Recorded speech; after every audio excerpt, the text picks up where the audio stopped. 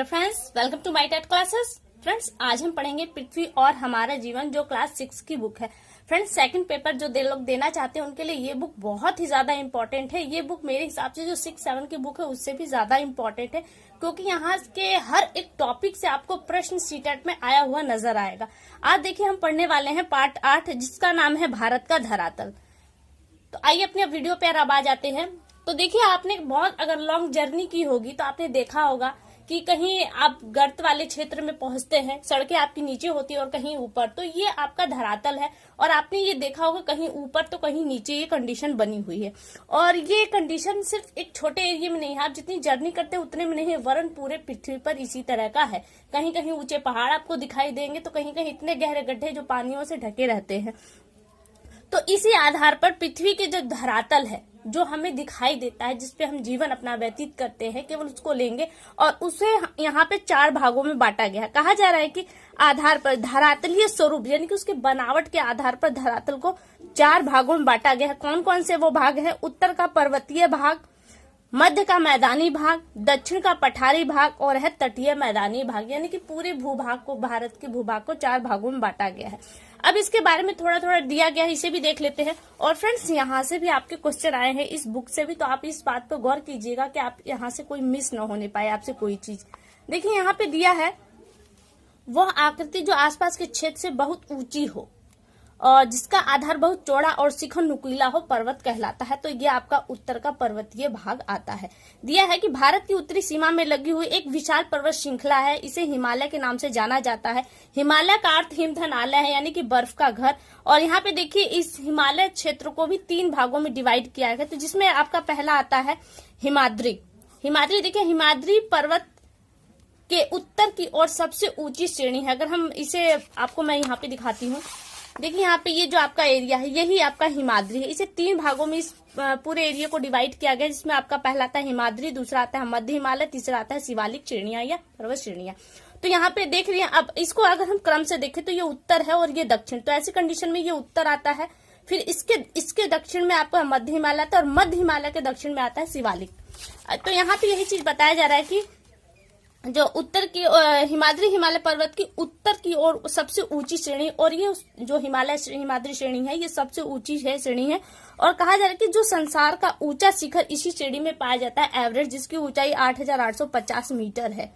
और यहाँ पे बताया कि इस श्रेणी पर अनेक हिमनद और ग्लेशियर मिलते हैं, इनमें अनेक नदियां निकलती हैं। इन ग्लेशियर से ही नदियां निकलती हैं जो वर्ष भर पानी से तर रहती हैं। और एक प्रश्न आपसे यहाँ पर है कि आपका जो एवरेस्ट है ये किस देश में है? आप मुझे कमेंट के थ्रू ये बताइएगा कि ये भारत में है, नेपाल में है, भूटान में है या फिर चीन देश में है।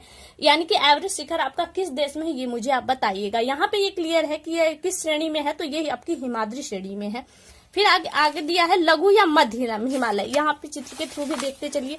ये आपका देखे, हमने इसके बारे में पढ़ा, यहाँ पे आपका एवरेस्ट है और ये आपका मध्य है। अब इसके बारे में पढ़ेंगे। देखिए, इसके बारे में दिया है कि यह हिमाद्री श्रेणी के दक्षिण में स्थित है। आपने देखा कि जो ऐसे लाइनें हैं इसके दक्षिण वाले में क्षेत्र में है। इस श्रेणी में मसूरी, शिमला, श्रीनगर, डलहौजी, नैनीताल, अल्मोड़ा, कुल्लू मनाली आदि नगर स्थित है। पश्चिम में हिमाद्री की और मध्य हिमालय श्रेणी के बीच कुछ दूरी हो जाने के कारण यहाँ पे रमणीय घाटी बनी हुई है। लेकिन हिमालय के बारे में एक और पॉइंट यहाँ पे देखिए बॉक्स में दिया गया है कि हिमालय का जन्म कैसे हुआ। तो हिमालय जहाँ पर आज है, पहले वहाँ पे टिथिस नाम का एक महासागर था और इस महासागर के दोनों ओर विशाल का एक लैंड आपके द्वीप थे। कौन कौन से? एक थे तरह से अंगारा लैंड और गोडवाला नाम 2 भूभाग थे। और क्या हुआ, इनसे जो नदियां बहकर आती थी वहीं पे गिरती थी। बहुत सारा मलबा इकट्ठा हो जाने के बाद भूकंप में हलचलों के कारण फिर क्या हुआ, ये भाग ऊपर उठने लगा और इन तलहटी में जमा पड़ता मलबा मोरडा पर्वत के रूप में उठता गया, जिससे विश्व की सबसे ऊंची पर्वत श्रृंखला का निर्माण हुआ। तो यहाँ पे प्रश्न बन सकता है कि हिमालय आज जहाँ पर है वहां पे पहले कौन सा सागर था? तो वहां पे आपका टिथिस महासागर था। आगे देखिए यहाँ पे दिया गया शिवालिक श्रेणी। अब देखिए, आपने ये पढ़ा है, आपने कहा हिमाद्री पढ़ा और फिर कहा मध्य हिमालय, और कहा गया कि पश्चिम की अपेक्षा ये पूर्व वाला क्षेत्र, पूर्व की अपेक्षा जो पश्चिम वाला है हिमाद्री और मध्य श्रेणी के बीच में बहुत ज्यादा फासला आ जाता है। और इसी फासले में आपके बहुत सारे पर्यटक स्थल हैं, जो आपने कुल्लू मनाली पढ़ा, ये यहीं पर आपके आते हैं। देखिए, अब आ गया तीसरा वाला क्या है? शिवालिक श्रेणी है। इसके अंतर्गत यह लघु या मध्य हिमालय के दक्षिण भाग में कम ऊंचाई की पर्वत श्रेणी है और इसकी ऊंचाई क्या है 900 मीटर से 1200 मीटर तक है और चौड़ाई क्या है 10 से आपका 50 किलोमीटर। तो ये देखिए, अगर इस श्रेणी का भाग 10 से 50 किलोमीटर चौड़ी पट्टी के रूप में हो सकता, तो सोचिए इसका भाग तो और ज्यादा चौड़ा होगा। ऐसी कंडीशन में ये पर्वत और ज्यादा ऊंचा और इससे थोड़ा नीचे ये आता है और सबसे छोटे पर्वतों में आपकी ये वाली लाइन आती है जो शिवालिक श्रेणी के अंतर्गत आती है। फिर दिया है कि पश्चिम से पूरब तक हिमालय का विस्तार सिंधु नदी से ब्रह्मपुत्र नदी तक हुआ है। तो आपको पता है कि सिंधु नदी यहाँ से निकलती है, तो यहाँ से सिंधु नदी और यहाँ से फिर आपका ब्रह्मपुत्र यहाँ से इंटर करती है। तो ये पूरा एरिया आपका सिंधु और ब्रह्मपुत्र वाले एरिया में आप हिमालय पर्वत श्रृंखला आपको मिलेगी। पश्चिम में इसकी चौड़ाई अधिक और पूर्व में इसकी चौड़ाई कम है। तो आप देख सकते हैं यहाँ पे ये इतनी चौड़े में हो, जबकि पश्चिम वाले क्षेत्र में ये इतनी चौड़ाई में आपका आता है। फिर दिया हिमालय पर्वत के लाभ क्या है। तो हिमालय पर्वत आप जानते हैं कि पहरेदार के रूप में है और आपके उत्तर से आने वाली ठंडी हवाओं को रोकता है और मानसूनी हवाओं को रोककर फिर इन्हें भारत में रिटर्न करता है, जिसकी वजह से वर्षा होती है। और हिमालय पर्वत अनेक जड़ी बूटियां भी पाई जाती है जो विभिन्न रोगों के उपचार के लिए और काफी फायदेमंद है। और यहाँ पे अनेक पर्यटक स्थल भी है, जैसे शिमला, मसूरी, कुल्लू, मनाली आदि। ये आपके लाभ हो गए पर्वत से। अब देखिए दूसरा हमारा आता है दक्षिण का पठार। दक्षिण का पठार क्या है? धरातल का वो भाग जो पर्वत से तो ऊंचा होता है लेकिन समतल यानी कि जिस भाग पे हम लोग कृषि करते हैं उस भाग से ऊंचा उठा है। आप अगर कहीं घूमने गए हैं तो आपने देखा होगा जो इससे सड़क है, इस सड़क से कुछ काफी ऊपर उठा हुआ भाग होता है। ये ऊपर से सपाट भी होता है, यहाँ पे लोग रहते भी हैं और इसके जो ढाल होते हैं वो तीव्र नहीं होते वरन धीमी ढाल होती है, जिसके कारण इस पे चढ़ना उतरना सरल हो जाता है। और कहा जा रहा है कि तीव्र पठार उत्तर के विशाल मैदान तटीय भागों के बीच में विस्तृत भूमि के दक्षिण का पठार या प्रायद्वीपीय पठार कहते हैं। ये दो भागों में है। कौन कौन सा है? तो यहाँ दे दक्कन का पठार। दक्कन का पठार यह पठार प्राचीन कठोर रवेदार चट्टानों से मिलकर बना है। ये नर्मदा और तापी नदी दोनों आपके अरब सागर में गिरने वाले हैं। ये भी पॉइंट याद रखिएगा कि दक्षिण में त्रिभुजाकार रूप में स्थित, यानी कि जो दक्कन का जो पठार इसकी जो आकृति है वो त्रिभुजाकार है। इसके पश्चिम में जो पश्चिमी घाट के पर्वत पूर्वी घाट में पूर्व स्थित है। ये पर्वत दक्षिण मानसून को रोकते हैं, जिससे पश्चिमी घाट पर अधिक वर्षा होती है और पूरब के भागों में कम वर्षा होती है इन पठारों की वजह से, क्योंकि ये मानसूनी हवाओं को रोक लेते हैं। और दिया है कि दक्कन के पठार का कपास उत्पादन होता है, वहां पे कपास का उत्पादन बहुत अधिक होता है। और पश्चिमी घाट में आपके आते हैं थाल घाट, भोर घाट और पाल घाट के दर्रे आते हैं। इन दर्रों के नाम इंपॉर्टेंट है, याद रखिएगा, क्योंकि पूछ सकता है कि ये दर्रे कहाँ पर पाए जाते हैं। तो ये दर्रे आपके दक्कन के पठार के अंतर्गत पाए जाते हैं। थाल घाट, भोर घाट और पाल घाट के दर्रे।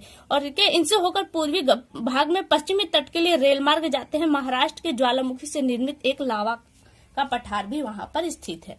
तो ये पठार के लिए। और आगे देखिए दिया है मालवा का पठार। ये तो आपने दक्कन का पठार दिखा, यहाँ है मालवा का पठार। ये नर्मदा नदी तथा विंध्य पर्वत के मध्य, विंध्य पर्वत आप देख रहे हैं कि ये आपका विंध्य पर्वत है और नर्मदा नदी यहीं के मध्य ये आपका मिलेगा मालवा का पठार। और नर्मदा और तापी नदी इस पठार से बहती हुई अरब सागर में गिरती हैं। और जो ये पठार है ये भाग खनिज का बहुत विशाल भंडार इस पठार में है। प्रायद्वीपीय भाग के उत्तरी पूर्वी भाग में छोटा नागपुर का पठार जो खनिज की संपत्ति के लिए विख्यात है, में बहुत ज्यादा खनिज संपदा पाई जाती है। दक्षिण के पठार का क्या महत्व है? बहुमूल, जिसके यहाँ पे जो बहुत कीमती वृक्ष पाए जाते हैं और प्राचीन शैलों का अधिक खनिज पदार्थ बहुत ज्यादा मात्रा में पाए जाते हैं। और यहाँ पे जो जल विद्युत उत्पादन केंद्र भी स्थापित किए गए हैं। तो ये हो गया आपका अभी ये पठार। अब देखिए आगे मध्य का मैदान। जैसे ही आप देखेंगे यहाँ से ये पहाड़ों से जैसे आप उतरते हैं तो यहाँ पे आपको समतल एरिया मिल जाएगा। यही आपका मध्य का मैदानी भाग है और यही सबसे ज्यादा उपजाऊ क्यों है? क्योंकि यहाँ से जब नदियां जो निकलती है अपने साथ बहुत ज्यादा अवसाद लेकर चलती हैं और यहाँ पे बिछाती हुई चलती है, जिसके वजह से तराई वाला क्षेत्र बहुत ज्यादा बनता है और भारत का सबसे ज्यादा उपजाऊ क्षेत्र यही आपका बनता है। तो यहाँ देखिए क्या दिया गया है कि हिमालय में दक्षिण का विशाल उत्तरी मैदान है। यह मैदान संसार का सबसे उपजाऊ मैदान है और यह गंगा, सतलज, ब्रह्मपुत्र आदि नदियों की उपजाऊ मिट्टी से बना है। इसका ढाल पश्चिम की ओर, जिस तरह से नदियों का ढाल है वो पश्चिम से बहती हुई पूरब की तरफ जाती है, उसी तरह से इन मैदानों का भी वही भाग है। इनका ढाल जो है पश्चिम से पूरब की ओर है। फिर दिया गया कि मैदान की लंबाई पूरब से पश्चिम तक 3200 किमी तथा चौड़ाई 150 किमी के 300 किमी के मध्य में है। आगे दिया है कि शिवालिक पहाड़ियों के दक्षिण में कंकरीली उबड़ खाबड़ भाबर क्षेत्र को नम मिट्टी वाला तराई क्षेत्र कहलाता है। देखिए आपका यहाँ पे ये बनता है कि भाबर कौन सा क्षेत्र है और तराई कौन सा क्षेत्र है। तो भाबर देखिए, जब यहाँ से नदियां निकलती हैं तो नदियों का वेग बहुत ज्यादा होता है। ऐसी कंडीशन में क्या होता है, वो मोटे मोटे कंकड़ अपने साथ लाती है, तो ये मोटे कंकड़ को बहुत ज्यादा दूर तक बहा नहीं पाती, तो ये यहीं पे इसको बिछा देती है एक पतली पट्टी के रूप में, और यही पट्टी आपकी भाबर कहलाती है। लेकिन जब यही नदियां इस पट्टी से बाहर आती है तो इनके साथ जो बारीक कण होते हैं ये आते हैं, तो ये आपके जो बारीक कण है अब वो नदियों का वेग क्रम से कम होता चला जाता है और वो बारीक कण वो यहाँ पर छोड़ते चले जाते हैं, तो जिसके कारण से ये वाला आपका तराई भाग कहलाता है, जबकि भाबर से कहीं ज्यादा उपजाऊ आपका तराई भाग कहलाता है।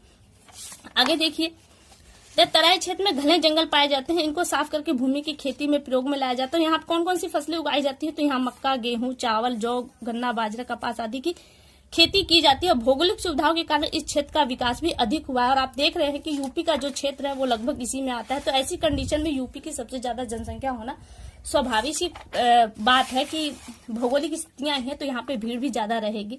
फिर आपका इसी समतल भाग में ही आपका मरुस्थल भी आता है, क्योंकि मरुस्थल कहाँ है, भारत के पश्चिमी भाग में, आपने देखा होगा भारत का जो पश्चिमी एरिया है वो मरुस्थल है। उत्तर भारत के मैदान में दक्षिण पश्चिम में अरावली पर्वत की पहाड़ियों से लेकर पाकिस्तान की सीमा तक रेतीला भाग है।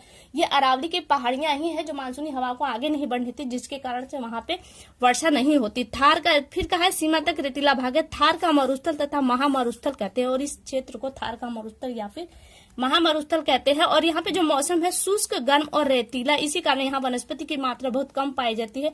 उच्चावच की दृष्टि से यह पठार का ही एक भाग कहलाता है, क्योंकि यहाँ पे कोई फसल उपज नहीं हो पाती। फिर आगे दिया है तटीय मैदान, आपका चौथा अगर तटीय, आपने देखा हो कि आपका जो भारत है, ये देखिए हम आपको यहाँ दिखाते हैं, ये भारत है। ये भारत आपका ये जो चारों तरफ से समुद्र से, तीन तरफ से समुद्र को घिरा होने के कारण जो ये एरिया आपका बनता है ये आपका तटीय क्षेत्र कहलाता है, क्योंकि समुद्र के तटीय क्षेत्र में है इसलिए आपका तटीय क्षेत्र कहलाता है।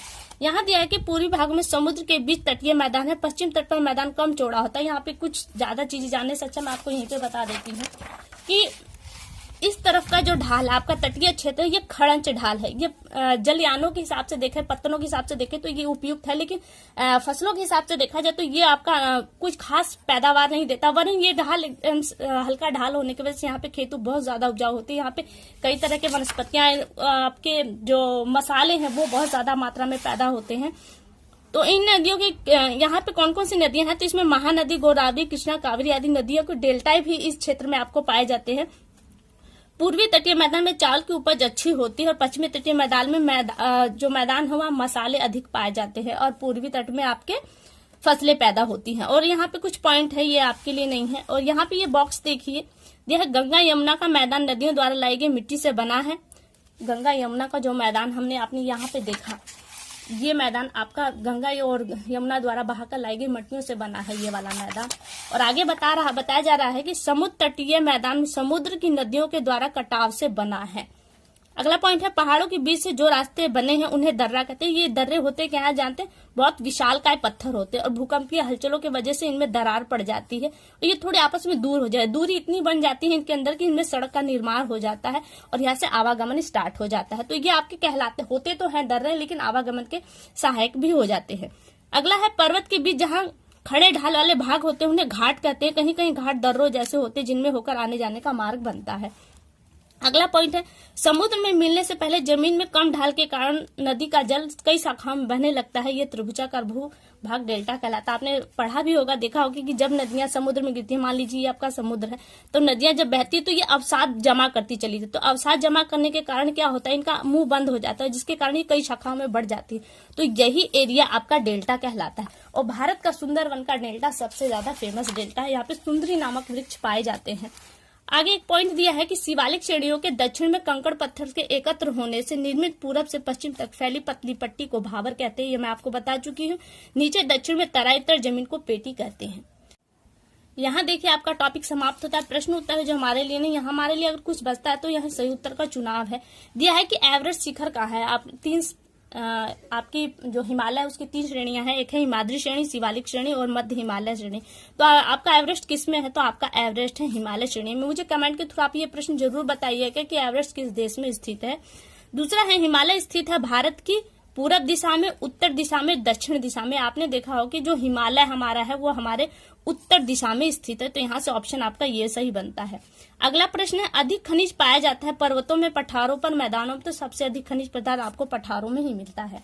फिर रिक्त स्थान की पूर्ति दी गई है।